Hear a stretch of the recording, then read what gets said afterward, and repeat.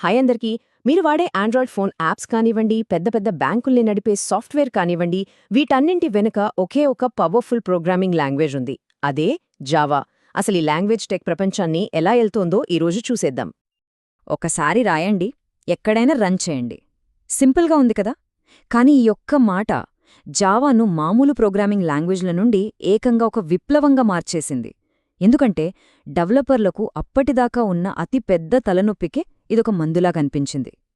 ఇంతకీ జావా ఈ మాటను ఎలా నిలబెట్టుకుంది? అదేప్పుడు మనం లోతుగా చూడబోతున్నాం. సరే అయితే ఫస్ట్ ఒకసారి రాయండి అనే దాని గురించి మాట్లాడుకుందాం.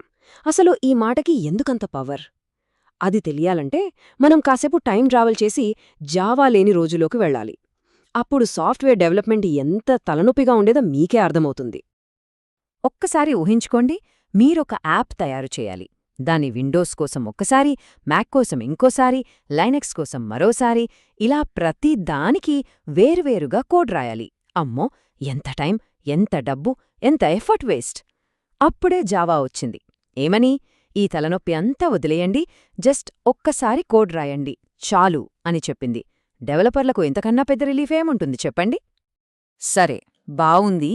కానీ అసలు మ్యాటర్ ఏంటంటే, ఒకే ప్రోగ్రామ్ అన్ని సిస్టమ్స్లో ఎలా పనిచేస్తుంది? ఏంటి దీని వెనుకున్న మ్యాజిక్?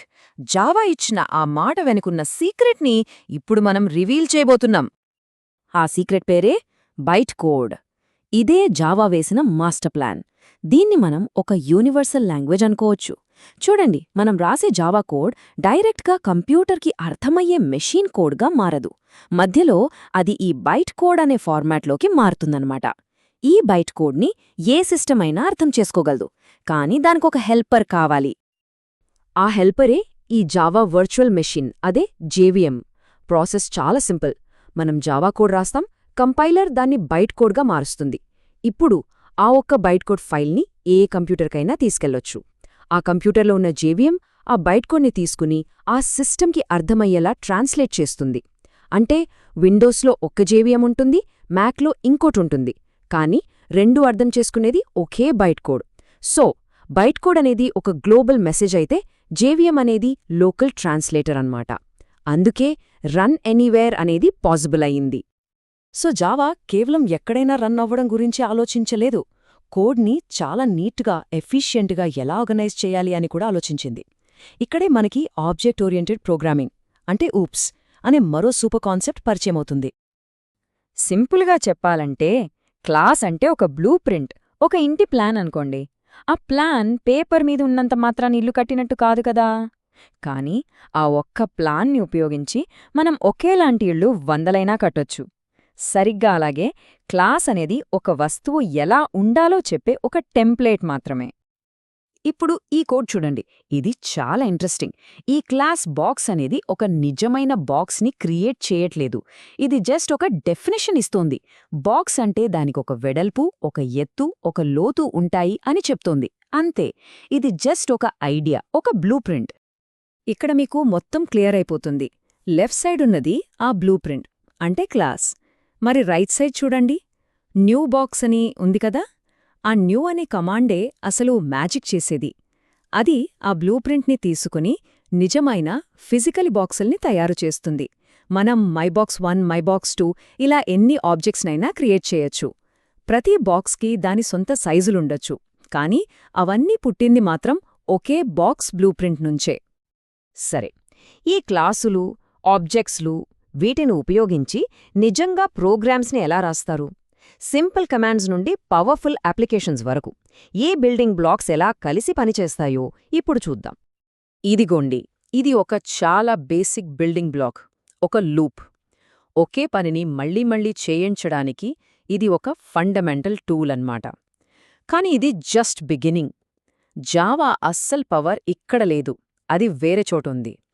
జావా అస్సలు బలం ఎక్కడుందంటే దాని స్టాండర్డ్ లైబ్రరీస్లో. ఇవి ఒక టూల్స్ బాక్స్ లాంటివి కాదు, ఒక టూల్స్ యూనివర్స్ లాంటివి. ఆలోచించండి, ఈ లైబ్రరీలు లేకపోతే ఇంటర్నెట్కి కనెక్ట్ అవ్వాలన్నా, స్క్రీన్ మీద ఒక బొమ్మ గీయాలన్నా, ప్రతి చిన్న పనికి డెవలపర్లు 100ల కొద్ది లైన్లు రాస్తూ కూర్చోవాలి. కానీ జావా ఏం చేసిందంటే ఆ పనంతా ఆల్రెడీ చేసి రెడీమేడ్గా మన చేతిలో పెట్టింది.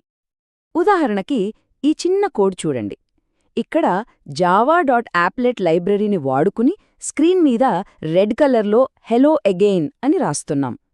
ఇందాక చూసిన లూప్తో పోలిస్తే ఇది చాలా పెద్ద పని, కానీ లైబ్రరీ పవర్ వల్ల చూసారా కేవలం 4-5 లైన్లలో పనైపోయింది. ఇదే లైబ్రరీల గొప్పతనం. ఇక జావాలో ఉన్న మరో కిల్లింగ్ ఫీచర్ మల్టీథ్రెడింగ్. సింపుల్గా చెప్పాలంటే ఒకే ప్రోగ్రామ్ ఒకే టైంలో చాలా పనులు చేయగలగటం. ఫర్ ఎగ్జాంపుల్, మీరు ఒక వీడియోని ఎడిట్ చేస్తున్నారనుకోండి, ఒకవైపు ఫైల్ ఎక్స్పోర్ట్ అవుతూ ఉంటుంది, అదే టైంలో మీరు మరో క్లిప్ని ట్రిమ్ చేయగలరు. రెండూ ప్యారలల్గా జరుగుతాయి.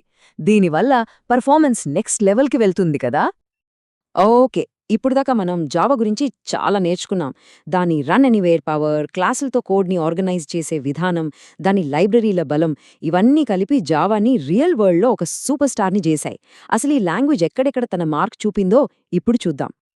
ఒకప్పుడు వెబ్సైట్లలో కదిలే చిన్న చిన్న యానిమేషన్స్ అంటే యాప్లెట్స్ దగ్గర నుండి ఇవాళ ప్రపంచంలోనే అతిపెద్ద బ్యాంకులు, కంపెనీలను నడిపే భారీ సాఫ్ట్వేర్ల వరకు ఎక్కడ చూసినా జావానే. అండ్ మోస్ట్ ఇంపార్టెంట్లీ, మన చేతుల్లో ఉండే ఆండ్రాయిడ్ ఫోన్ నడవడానికి కారణమే జావా. లక్షలాది యాప్స్ జావాతోనే తయారయ్యాయి. సో జావా మన చుట్టూనే ఉంది. సో ఫైనల్గా చెప్పొచ్చేది ఏంటంటే, జావా సక్సెస్ వెనుక 3 పిల్లర్స్ ఉన్నాయి. 1 పోర్టబిలిటీ అంటే ఎక్కడైనా రన్ అయ్యే కెపాసిటీ. 2 ఓపీ అంటే కోడ్ని నీట్గా ఆర్గనైజ్ చేసే స్ట్రక్చర్. 3 పవర్ఫుల్ లైబ్రరీలు అంటే ఎలాంటి పనైనా చేయడానికి రెడీగా ఉన్న టూల్స్.